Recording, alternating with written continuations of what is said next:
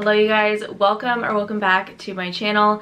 If you are new here, my name's Emily and I post a lot of book related content. For today's video, we are going to be recording my 5 best and 5 worst books of 2022. If you have seen some videos from me a couple weeks ago, I did post one that was titled something along the lines of like my best and worst books of 2022 based on GoodReads ratings from other people. And so now this video is going to be my personal favorites and least favorites of the year, all of my opinions, stuff like that. So I really hope you guys enjoy this video, and if you do, be sure to subscribe down below and like this video. I still cannot believe that 2022 is almost over. It is like a week and a half until we reach 2023, and this year has been interesting.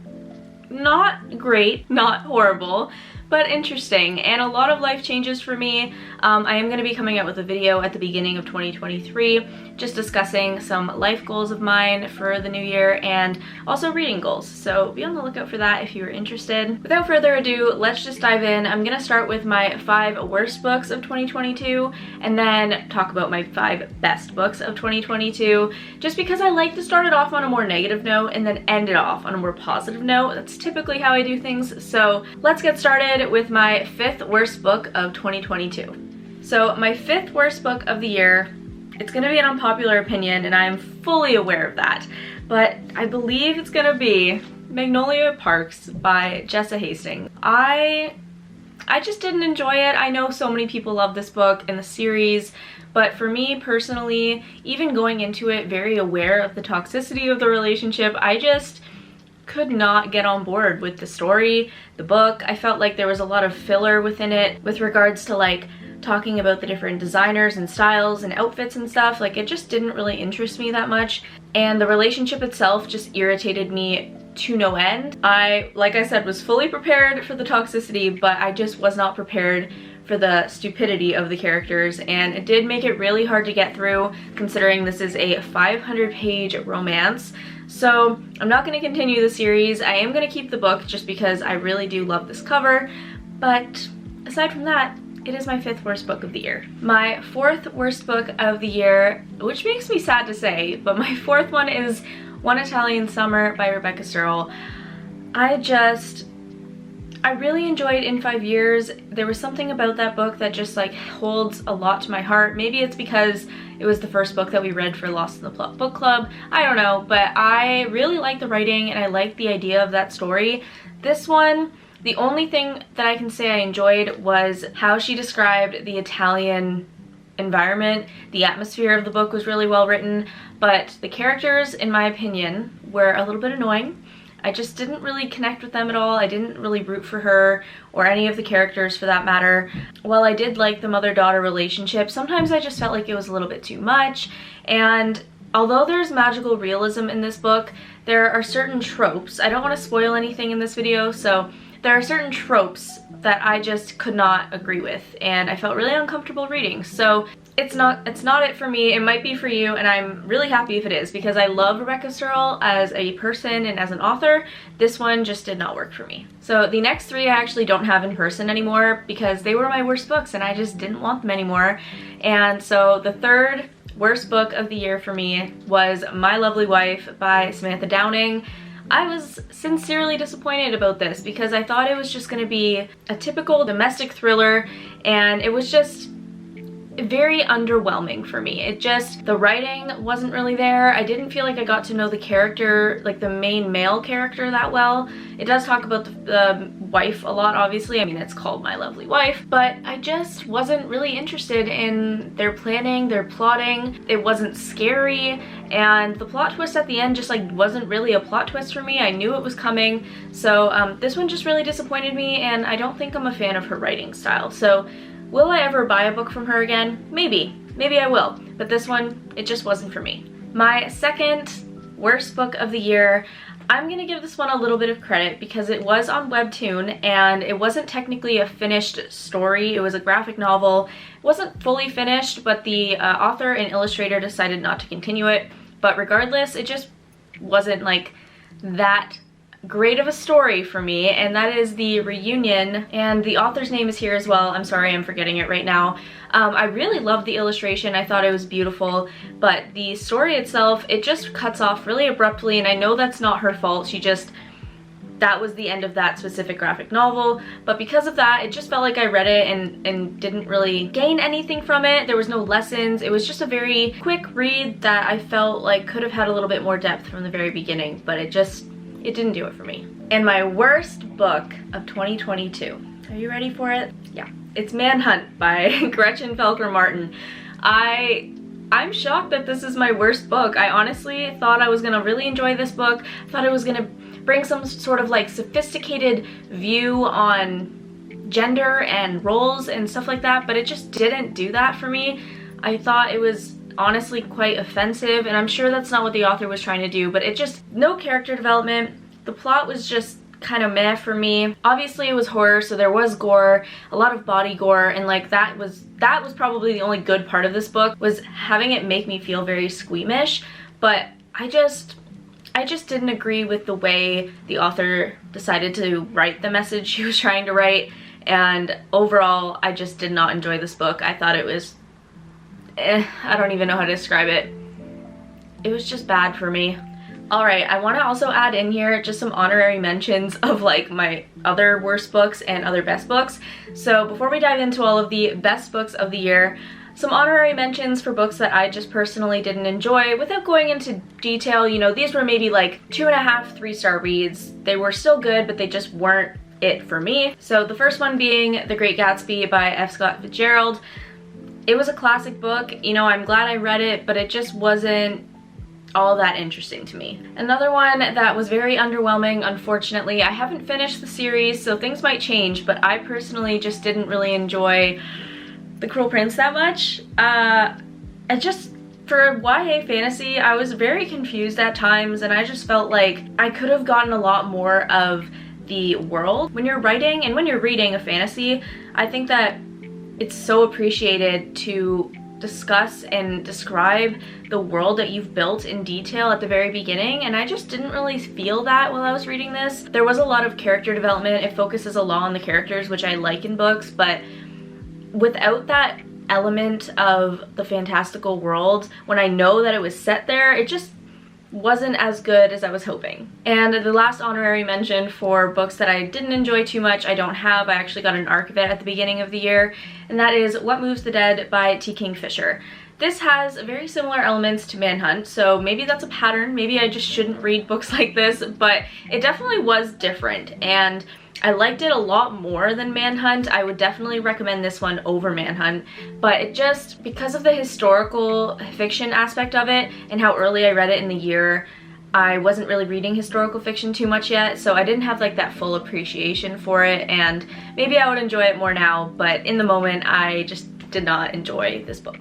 Alright guys, the part that I am most excited for in this video is to discuss all of the best books that I read this year and then talk about some honorary mentions. My 5th best book of 2022 is Beach Read by Emily Henry. It is lower on this list. I know it's a lot of people's favorites, but I mean, it's still in my top 5, so it's still a really good book. And I really did love this book. If you're not aware of what it's about January and Gus, and they're both writers, but for different genres. They were each other's nemesis in college while they were doing their writing courses, and they are now neighbors with each other at their lake houses, and they decide to make a deal that they have to swap genres for the summer, see if it sparks motivation, because they're both having writer's block, and over time, they do eventually, you know, it's a romance. There's romance in it. But what I really loved about this book was the emotional depth that it carried, and I felt like Emily Henry discussed the emotional trauma for both characters so well. I just feel like, honestly, out of all of the books I've read, I think this year in general, this one probably does have the most in-depth character development and background on the characters. Like, she did an amazing job. And while I could have done with a little bit more like atmospheric writing, because it is called Beach Read and it was taken place in the summer, I just think that the way she writes her characters, and I know that she put so much thought into who they were, I just really appreciated that, and I really loved the story. There was humor, there was, you know, times of crying, it was emotional, it was it was so good. So all of these books on my top 5 are obviously rated 5 stars, just so you know. But I really love this, and I really liked Book Lovers as well. So I am a fan of Emily Henry. My 4th best book of the year I actually don't have in person. I read it on my Kindle, which is actually in this very cute crochet sleeve that I have created. So I do run my Etsy shop if you guys are interested at all. It is always linked down below.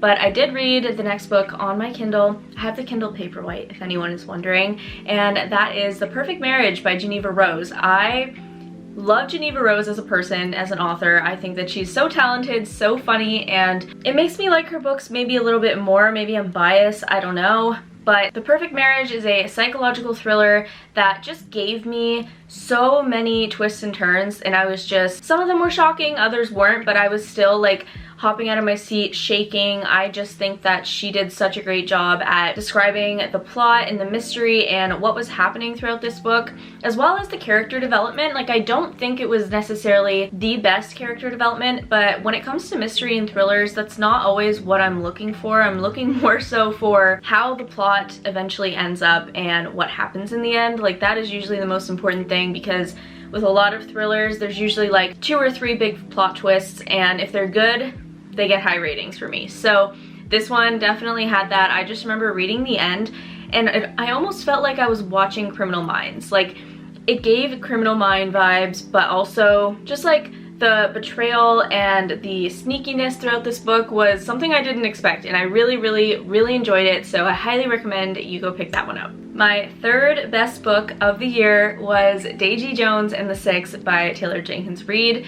This book is probably the most different book from this entire list. I mean, obviously they're different genres, but this one is written almost like an interview. So if you're not aware, this book follows the Six, which is a band in the 60s leading into the 70s, and also Daisy Jones, who is a songwriter and just like a very rebellious girl. And they decide, because they have the same label, to combine the two to make Daisy Jones and the Six. They become this huge rock band, and they go through so many heartaches, and there's a lot of drama, you know, drugs, alcohol, rock and roll, love, all of those things. And I just really loved the way that this was discussed, and I like that we were able to see very clearly what each character was thinking. There are a lot of characters in this book who have opinions, and I just really loved the idea of this book, and the ending had a plot twist that made me honestly cry.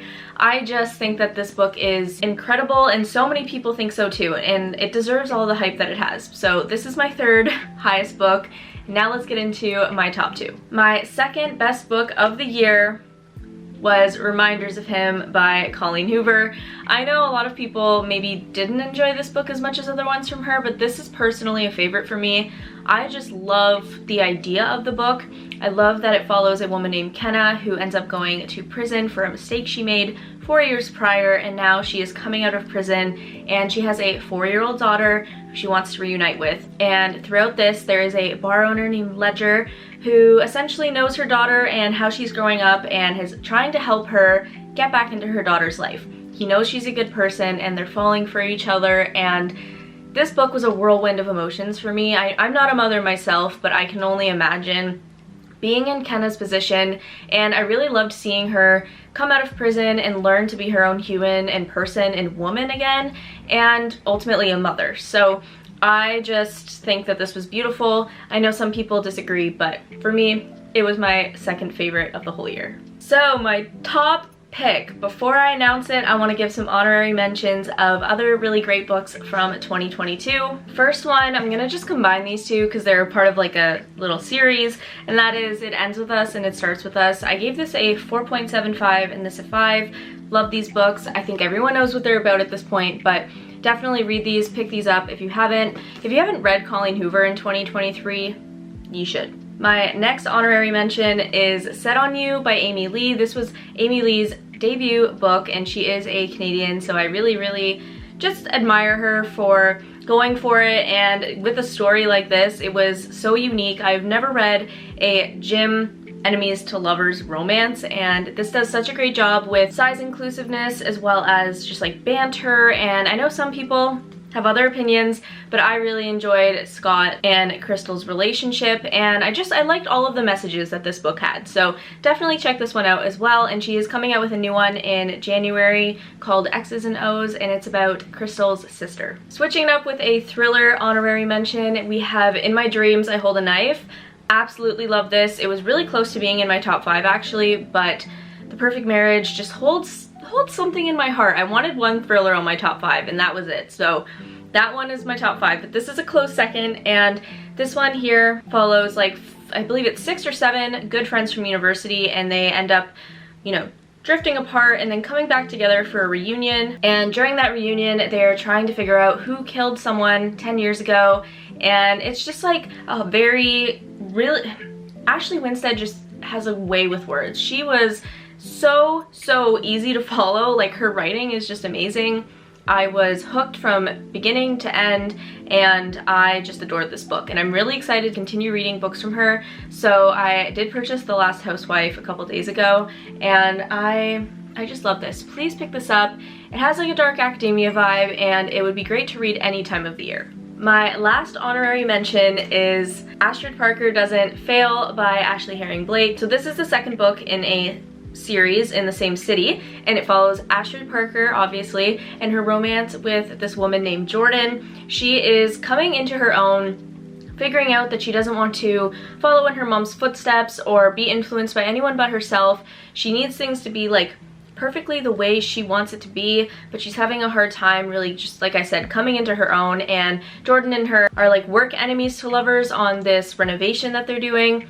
And I just really love that they're so different yet so similar in their traumas and their past relationship issues, things like that, but they're also very open to learning from each other.